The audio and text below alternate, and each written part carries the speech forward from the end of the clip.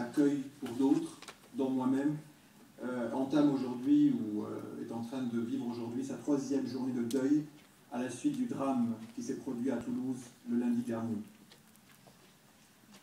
Je suis un Égyptien d'origine, de cœur, d'âme. Je suis arrivé en France à l'âge de 18 ans pour faire des études en France. J'ai habité à Toulouse où j'ai fait la majeure partie de mes études à Sciences Po. Et j'ai eu l'occasion de connaître l'école où s'est déroulé le drame de lundi. Et c'est absolument effarant, vous l'avez rappelé, cher Albert. Ce drame nous rappelle que la menace fondamentaliste, que la guerre contre le fondamentalisme ne connaît pas de frontières et que le fondamentalisme religieux n'est pas l'affaire de l'Orient. Il est l'affaire de l'humanité tout entière. Parce que les ennemis de la liberté ne reconnaissent pas de souveraineté autre que celle de leur fanatisme et de leur bêtise. Ils font de la haine et de la destruction une cause à défendre et une foi. Nous, pour la plupart parmi nous, des libéraux, faisons un choix radicalement différent. Nous avons fait le choix de la vie dans la liberté et dans la dignité.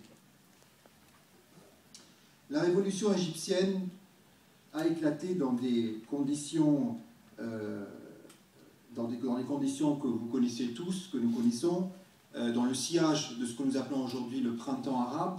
Elle n'est pas la conséquence de ce qui s'est passé en Tunisie, puisqu'elle a été programmée, les premières manifestations ont été prévues bien avant la révolte de Tunisie, et en tout cas la chute du président Ben Ali. La date du 25 janvier avait été proposée sur des sites, avait été avancée sur des sites, fixée sur des sites internet et sur les réseaux sociaux, le 25 janvier étant la fête de la police en Égypte, et les premières manifestations visaient justement à soutenir les victimes d'exactions de la police égyptienne au cours des dernières années, et particulièrement des mois précédents, le 25 janvier 2011. La solidarité qui a eu lieu au Caire durant ces jours de manifestation, au Caire et dans les grandes villes du pays, solidarité entre les religieux et les laïcs, la solidarité entre la majorité musulmane et les minorités religieuses, notamment la communauté copte d'Égypte. Cette solidarité entre l'Égypte des jeunes et l'Égypte adulte, ce climat que nous avons tous vécu avec beaucoup d'admiration et qui a fait naître en nous un grand espoir, un espoir pour une Égypte meilleure, un espoir pour une Égypte certes de plus en plus religieuse, mais peut-être de plus en plus proche de la démocratie. Mais malheureusement, la suite des événements a affecté cet espoir-là. Nous avons vu des incidents, nous avons vu des discours de haine de la part de voleurs de révolution, d'une partie de ceux qui ont été certes réprimés par l'ancien régime, mais qui a condamné les élections dès son premier jour, au nom de déclarations religieuses que nous connaissons tous, la condamnation du concept de khouroub al-hakim, de désobéissance au gouverneur, au pouvoir. C'était la position des autorités religieuses de façon générale, par ailleurs, qu'elles soient toutes tendances confondues, mais c'était surtout la position des mouvements salafistes et du mouvement des frères musulmans, qui a d'ailleurs condamné les jeunes membres frères musulmans qui n'ont pas suivi les instructions du guide général de la confrérie et qui sont descendus manifester dans les rues des grandes villes égyptiennes. L'inconstitutionnalité du coup d'État, de ce demi-putsch de l'armée a également été un coup dur pour la révolution égyptienne.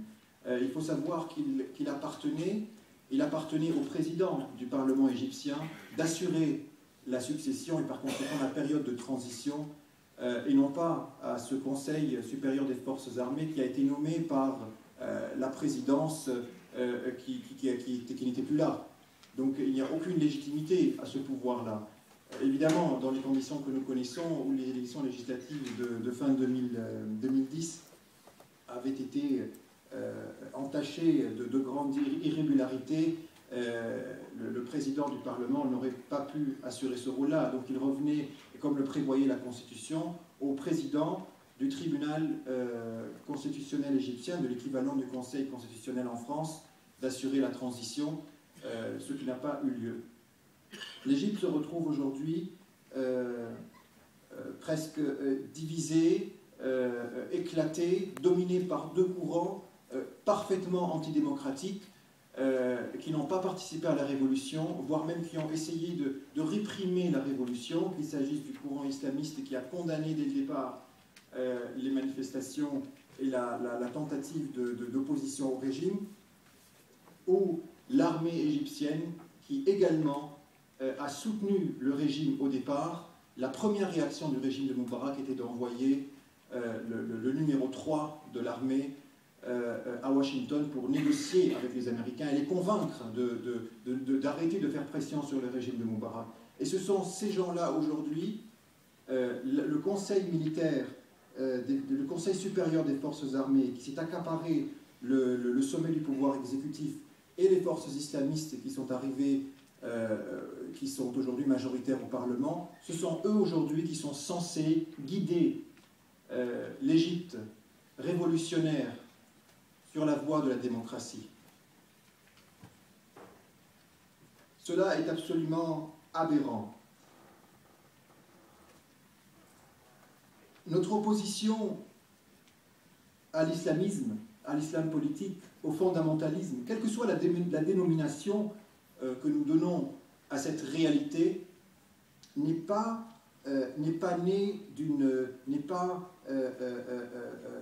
une critique de la religion ou une critique d'un comportement spirituel ou d'une certaine mode vestimentaire venue de pays voisins. Ça n'est pas ça. Le problème est que les idées que représente ce mouvement-là sont absolument incompatibles avec l'idéal démocratique et avec les idées même qui ont fait la révolution égyptienne. Le danger que représente le fondamentalisme islamique réside dans son incompatibilité technique avec la modernité politique, ou plus précisément avec le système démocratique. C'est un mouvement qui n'est ni libre ni juste. Il n'est pas libre parce qu'il tue les libertés publiques, et il n'est pas juste parce qu'il ne prône pas l'égalité entre tous les citoyens. C'est une idéologie exclusiviste. En rejetant la conception moderne de la citoyenneté, le fondamentalisme islamique écarte l'hypothèse d'une participation civique non musulmane. Sa constitution, la charia, est immuable. Elle ne peut évoluer puisqu'elle constitue un droit divin. Son programme ne peut être remis en cause puisqu'il émane du Créateur du monde.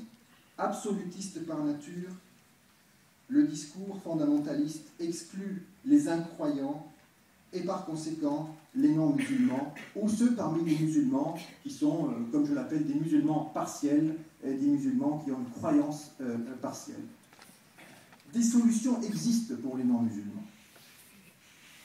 Plusieurs personnalités issues du mouvement fondamentaliste ont parlé de la possibilité d'inscrire dans l'article 2 de la Constitution égyptienne, qui fait de l'islam la religion d'État, une certaine formule disons que la charia et les musulmans sont gouvernés par la charia et les non-musulmans par leur propre charia, c'est-à-dire leur propre loi, une formule qui a été suggérée,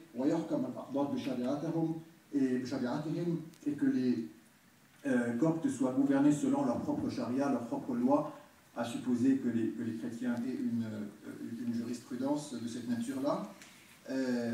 Donc ce qui veut dire qu'il y a quand même une certaine tolérance chez certains islamistes vis-à-vis des minorités qui pourraient être gouvernées selon leur propre loi.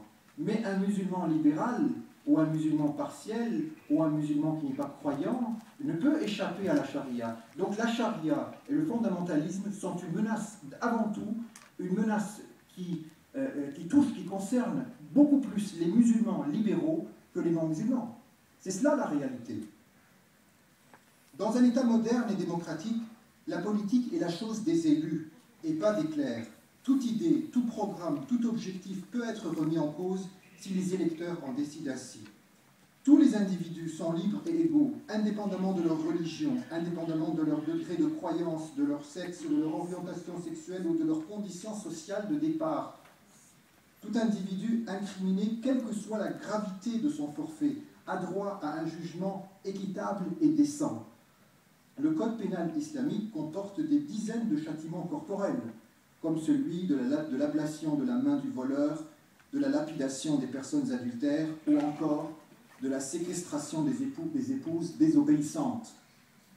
Il tolère les crimes d'honneur et l'excision.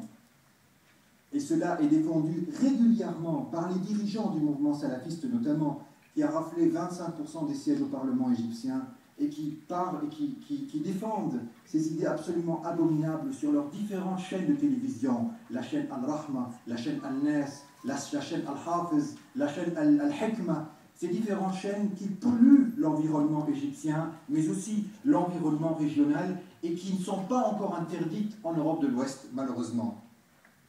Le caractère également transnational du fondamentalisme islamique met en doute la loyauté des islamistes envers leur pays. Et c'est là une menace qui n'est pas moins importante que la première. C'est-à-dire que dans l'islam, ou en tout cas dans la lecture que font ces intégristes de la religion musulmane, la fidélité à la communauté religieuse l'emporte sur la fidélité à la communauté nationale. Et c'est ainsi que le guide général des frères musulmans, guide général Mourchid al-Am, le chef exécutif de ce mouvement, Mohammed Mahdi Akif, s'était attiré les foudres des laïcs égyptiens il y a quelques années en déclarant publiquement, fièrement, qu'il se sentait plus proche d'un musulman du Bangladesh plutôt que d'un Égyptien chrétien. Au fond, Akif avait exprimé une des idées phares du fondamentalisme islamique, la suprématie de la solidarité musulmane sur tout autre type de solidarité, qu'elle soit nationale, linguistique, syndicale ou autre. Or, dans un État moderne, dans un État démocratique, le politique est élu. Le politique rend des comptes à son seul électeur et œuvre au profit de la communauté nationale à laquelle il appartient. En dépit du chantage diplomatique dont faisaient usage les régimes arabes autoritaires, vous l'avez souligné, M. Solé, en brandissant la menace islamiste, moi ou le déluge, cette idéologie n'a pas d'avenir. Cette idéologie n'a pas d'avenir parce qu'elle n'a pas de projet réaliste et cohérent. Les islamistes ont beaucoup, trop de sentiments et très peu d'idées, malheureusement. Ils naissent dans l'obscurité de la dictature et ils s'organisent dans les mosquées, dans les seuls lieux échappant, à quelques exceptions près, au bras des appareils de sécurité. En brimant systématiquement toute forme d'opposition démocratique, le régime de Moubarak, comme d'autres régimes arabes autoritaires, se disant laïques, comme le régime irakien de Saddam Hussein, comme le régime syrien actuel, vacillant, ont favorisé tous l'émergence de l'islam radical. Ce dernier qui n'a rien à voir avec les révolutions, avec le printemps arabe, et qui sont en train de s'accaparer actuellement le pouvoir. Il pourrait en profiter à court terme, mais ne sera pas le principal vainqueur de ce printemps arabe. Alors, mes chers amis, je ne veux pas être pessimiste. Tout cela ne doit pas nous empêcher de voir le côté positif des choses. Les acquis de ce qui s'est produit en Égypte et dans d'autres pays de la région. Jamais les Égyptiens n'ont été aussi fiers. Jamais les Égyptiens n'ont été aussi libres dans leur histoire. Les médias égyptiens sont aujourd'hui véritablement libres. La presse est libre. Les tabous les plus extrêmes ont été brisés. On peut parler de tout aujourd'hui.